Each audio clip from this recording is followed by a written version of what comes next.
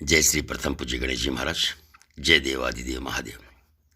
बंधुओं, पौराणिक कथाओं में कभी कभी ऐसे प्रसंग सामने आते हैं जिसे पढ़ते ही हृदय गदगद हो जाता है। तो सुनिए आप एक ऐसा ही प्रसंग। एक बार गणेश जी ने भगवान शिव जी से कहा, पिताजी, आप ये चिता भस्म लगा करके मुंडमाला धारण कर अच्छे नहीं लगते। मेरी माता गौरी अपूर्व सुंदरी है और आप उनके साथ इस भयंकर रूप में। पिताजी, आप एक बार कृपा करके अपने सुंदर रूप में माता के सन्मुख आएं, जिससे हम आपको असली रूप देख सकें। भगवान शिव जी मुस्कुराए और गणेश की बात मान ली। कुछ समय बाद जब शिव जी स्नान करके लौटे तो उनके शरीर पर भस्म नहीं थी, बिखरी जटाएं संवरी हुई थी और मुंडमाला उतरी हुई थी।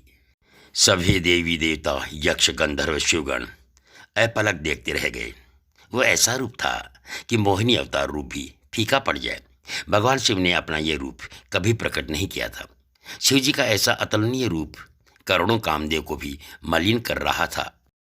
प्रथम पूज्य गणेश अपने पिता की इस मनमोहक छवि को देख करके स्तब्ध रह गए। मस्तक झुकाकर बोले, मुझे क्षमा करें पिताजी, परंतु अब आप अपने पूर्व रूप को धारण कर लीजिए। भगवान शिव मुस्कुराए और पूछा, क्यों पुत्र, तुमने ही मुझे इस रूप में देखने की इच्छा प्रकट की थी, अपने पूर्ण स्वरूप में आने की बात क्यों कर रहे हो?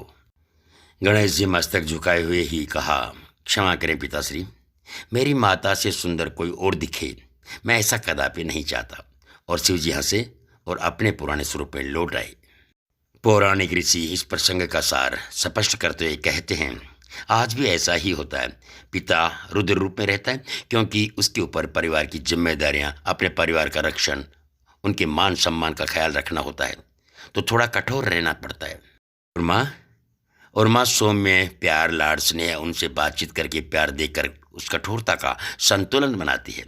इसलिए सुंदर होता है माँ का स्वरूप। पिता के ऊपर से भी जिम्मेदारियों का बोझ हट जाए तो वो भी बहुत सुंदर दिखते हैं, बहुत सुंदर दिखते हैं। सदैव प्रसन्न रहिए। जो प्राप्त है वही पर्याप्त है, वही पर्याप्त है, वही पर्याप्त है।